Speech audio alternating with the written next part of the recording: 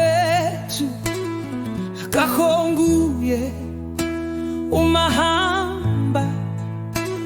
Siyabonga, siyamthokozisa Jesu umusa wethu.